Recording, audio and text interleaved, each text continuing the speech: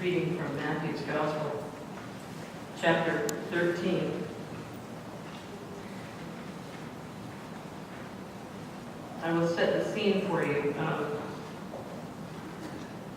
Chapter 12, Jesus has been preaching and teaching and talking to people about the kingdom of God, and he has run up against some resistance. And not only has he run up against some resistance, he's run up against some real plain out-and-out rejection. And he is now gathered with his disciples.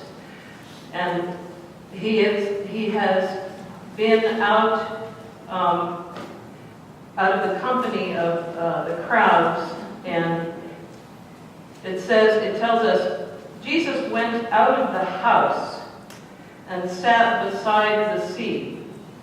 Such great crowds gathered around him that he got into a boat and he sat there, while the whole crowd stood on the beach. And he told them many things in parables, saying, "Listen, a sower went out to sow. And as he sowed, some seeds fell on the path, and the birds came and ate them up. Other seeds fell on rocky ground where they did not have much soil, and they sprang up quickly, and since they had no depth of soil. But when the sun rose, they were scorched, and since they had no root, they withered away. Other seeds fell among thorns, and the thorns grew up and choked them. Other seeds fell on good soil and brought forth grain, some 100-fold, some 60, some 30. Let anyone who has ears listen." The disciples came to him and asked him, "Why do you speak to them in parables?" And he answered to them, "To you it has been given to know the secrets of the kingdom of heaven, but to them it has not been given. For to those who have more will be given, and they will have an abundance. But from those who have nothing, even what they have will be taken away. The reason I speak to them in parables is that seeing that they do not perceive, and hearing they do not listen, nor do they understand." Thus ends the reading of the word. Thanks be to God.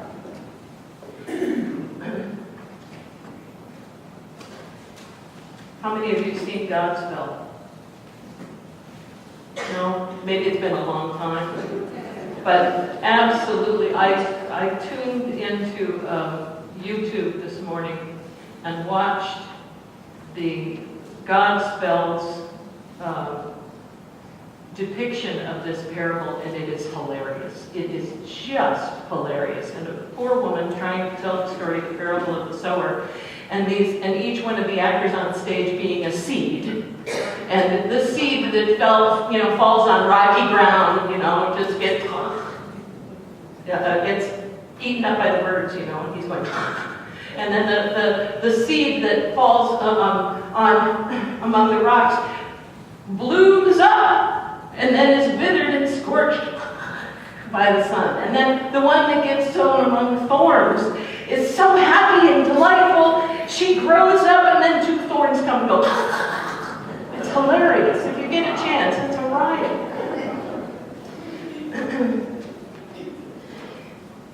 This particular story would probably be better called the mystery of the seeds rather than the parable of the sower. Because in the story, once the seed is sown, pretty much the sower's work is done. Pretty much the sower doesn't have a whole heck of a lot to do with the story. It's the seed's turn once it's sown. So the mystery of the seeds is better, I think, for this story. Parable, we've talked about being a story about comparison. It means you set something beside something. It comes from the Greek word parabole. Some of you who are mathematicians know what a parabola is. The parable is a comparison story. And it forces us to think and it forces us to ponder.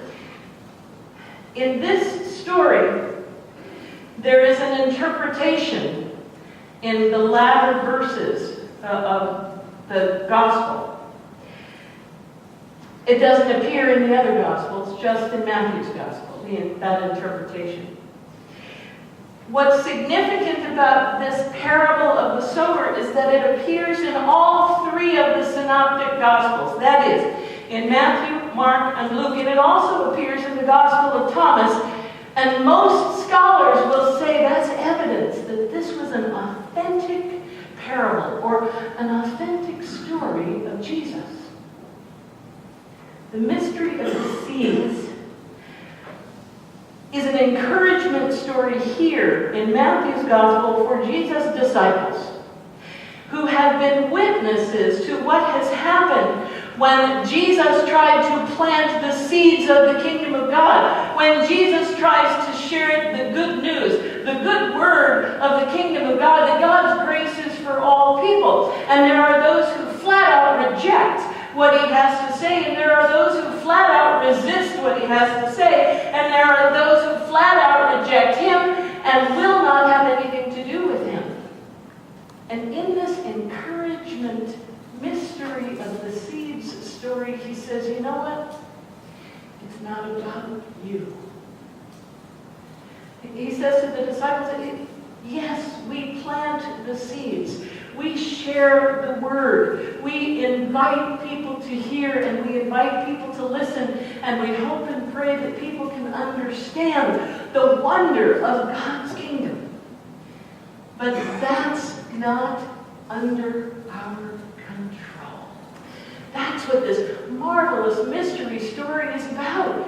It has nothing to do with how good I am at telling you about the gospel. It has nothing to do with whether you understand what the heck I'm saying. It's whether or not you can ponder in your hearts what your relationship with God is.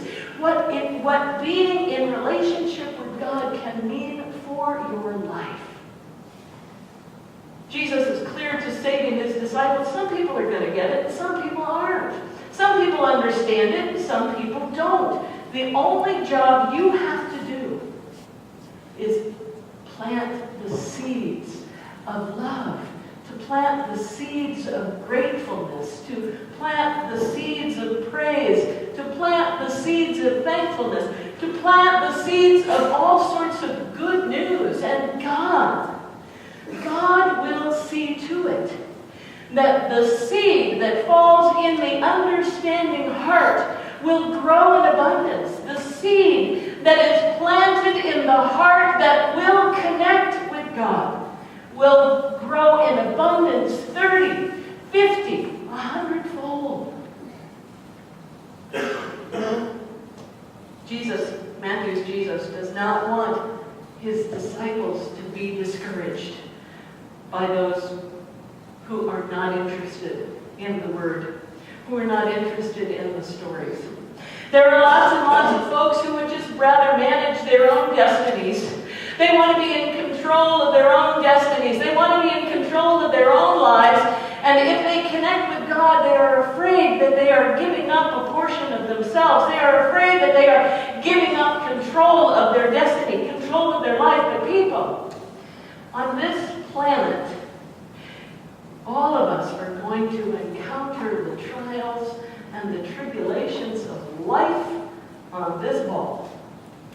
We're all going to experience the tragedies and the traumas of what it means to be a human on this revolving ball. Jesus invites all of us. Jesus invites every single solitary one of us to understand that God is our connection. God is our connection. God is our comfort. God is our power. God is our wonderful comforter. God is our guide. God is the one who will make all of the seeds that we plant flourish in abundance. Please pass them back. Please pass them out behind. I want everybody to get one of these. I am giving you seeds to plant. Now, some of you may be good gardeners. Some of you may give them away to somebody who's got a greener thumb than you do. But I'm giving you seeds. Please, everybody. I want everybody to have them. And I don't want to give them all out to the alcohol. Yeah, some of you are going to go, it's like baseball cards, by the way. You can trade, okay? You can trade them up, you can mix them up. You know, I was thinking what would happen if you opened your seeds, your bag of seeds, and you mixed it with somebody else's. What a diverse garden you would have. Isn't that what the congregation is all about? Isn't that what we're all about at the church? A diverse congregation of people who are all sorts of different seeds, different plants. We have, thank you, pass it on, keep it going. These are seeds of thanks to all of you for being the people that you are, for being the heart of God here, for being the heart of God where you are in your towns and in your cities, for being the light of God, for sharing the good news of God's kingdom wherever you go, with whomever you meet. When you plant these seeds, and some of you may have poppies, and some of you will have tricolored daisies, and some of you will have basil herb seeds. When you plant these, first of all, ponder what they mean. Ponder what they mean to the kingdom of God. Ponder the fact that God is the one that makes the seeds grow when they get into the good soil. And where I know you're going to sit there and say, well, you have to prepare the soil, you have to do all that agricultural stuff, no matter what you do, no matter how much fertilizer you put on it, no matter how much you spray it, no matter how much good stuff you put on that soil to make it perfect, eventually,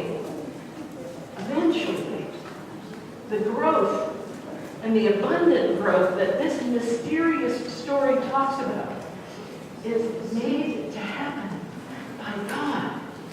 The abundant growth. A seed, it says, one seed that might say it's going to evolve or yield 7 bushels. Well, with God, that seed might yield 100-fold of that. Not just the normal, but more than normal, bigger than normal, greater than normal, fabulously fantastic. Who didn't get any? What? You need a few more of that one? Okay. They got. Need a few more. She wants one of each.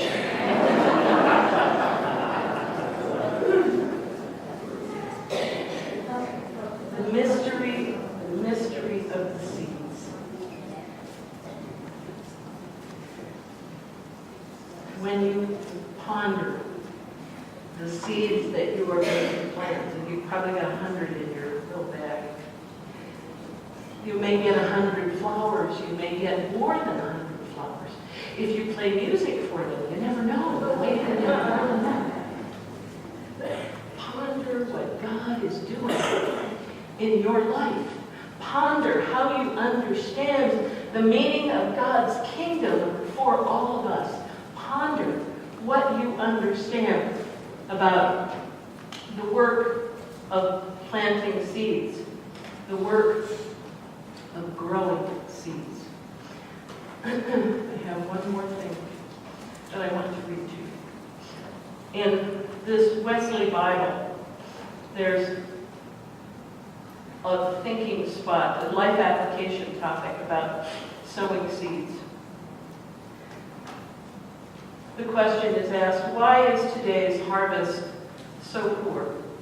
Why does today's harvest yield hunger, violence, and war? We reap what we plant. What seeds are we spreading around the world? Crass individualism, selfishness, irresponsibility, lack of accountability, oppressive power, our way or no way. Those are the seeds that some are planting. Oh God, let the birds devour these seeds. Let them be scorched by the sun, choked by the thorns. Help us, loving God. Help us to do whatever is needed so we can fill our sacks with seeds of justice, love, care, tenderness, reconciliation, and peace. Only then will we be able to reap the abundance